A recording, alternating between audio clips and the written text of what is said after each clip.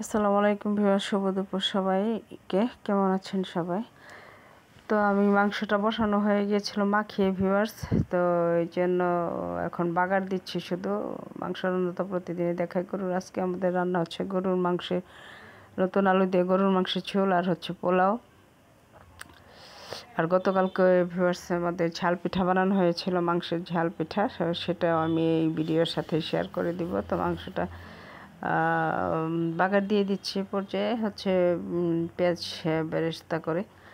তো সেটাতে এখন এই যে আমার মাংসটা অনেকক্ষণ ধরে প্রায় 1 ঘন্টার মতো সিদ্ধ হয়েছে। তো সিদ্ধ হওয়ার পরে দেখলাম যে ভালোই সিদ্ধ হয়েছে। এখন এই পর্যায়ে আমি হচ্ছে বাগার দিয়ে দিচ্ছি। এই যে দিয়ে দিলাম বাগার। এখন ঢেকে দিয়ে আমি হচ্ছে 2-3 মিনিট জাল করব। জাল করার পরে একটু ভাজা জিরার গুঁড়া আর শাহি গরম মশলার গুঁড়া ছিটিয়ে দিয়ে দেন হচ্ছে আমি দমে দিয়ে নামিয়ে নেব আর কি। তো এই যে দেখুন হয়ে গেছে আমার গরুর মাংস, নতুন আলু দিয়ে গরুর মাংসের ঝোল আর হচ্ছে পোলাওটা রান্না হয়ে গেছে ইতিমধ্যেই। আর এখন হচ্ছে যে গতকালকে মাংসের ঝাল পিঠা বানানো হয়েছিল। তো ঝাল পিঠাটা আমি বেশি ভালো বানাতে পারি না, তো আমার ভাবি যেতে এসেছিলো, উনি বানিয়েছেন ঝাল পিঠাটা, আমি সাথে হেল্পিং হ্যান্ড হিসেবে ছিলাম। তো এটার জন্য এই যে আদা, রসুন, পেঁয়াজ এগুলো আর কাঁচামরিচ, ধনেপাতা এগুলো ব্লেন্ডার করে নেওয়া হয়েছে। এই যে এটা মাংসের মধ্যে দিয়ে দেওয়া হয়েছে। মাংসটা যদি আমরা আগে মাংসের মশলা দিয়ে মাংসটাকে রান্না করে রেখেছিলাম ভিউয়ার্স, রান্না করার পরে এটা একটা আলাদা মশলা, যেহেতু ঝাল মাংসের পিঠা হবে সেই জন্য কাঁচামরিচ, আদা, রসুন আরও হচ্ছে যে মৌরি সচ, রাঁধুনি সচ আর দারচিনি, এলাচি, লবঙ্গ সেগুলা একটা মশলা করে, গুঁড়ো মশলা করে সেটাও দিয়ে দেওয়া হয়েছে। এবং এরপর যে হচ্ছে চালের গুঁড়াটা ভেজে নেওয়া হচ্ছে।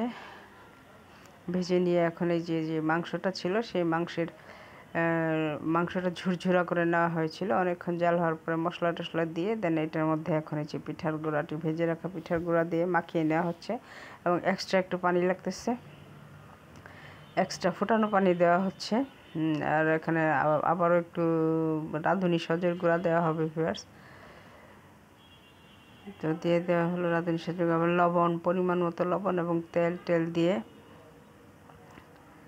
দেন এই পিঠাটা খেতে অনেক মজা হয়। তো এই যে প্রসেস করে আসলে ওইগুলো আমি বাকিগুলো ধারণ করতে পারিনি, আসলে হাতের কাছে কেউ ছিল না, যেহেতু পিঠাটা তৈরি করছিলাম তাই হচ্ছে ভিউয়ার্স। এই যে দেখুন পিঠাটা তৈরি করার পর আপনাদের দেখাচ্ছি, খুবই টেস্টি হয়েছিল, দারুণ টেস্টি। তো এই আর কি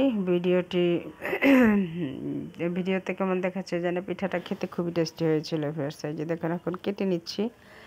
তো আজকের ভিডিওটি এ পর্যন্ত, সবাই ভালো থাকবেন। ভিডিওটি ভালো লাগলে লাইক, কমেন্ট, শেয়ার করে পাশেই থাকবেন। দেখা হবে অন্য কোনো ভিডিওতে, সেই পর্যন্ত সবাই ভালো থাকবেন।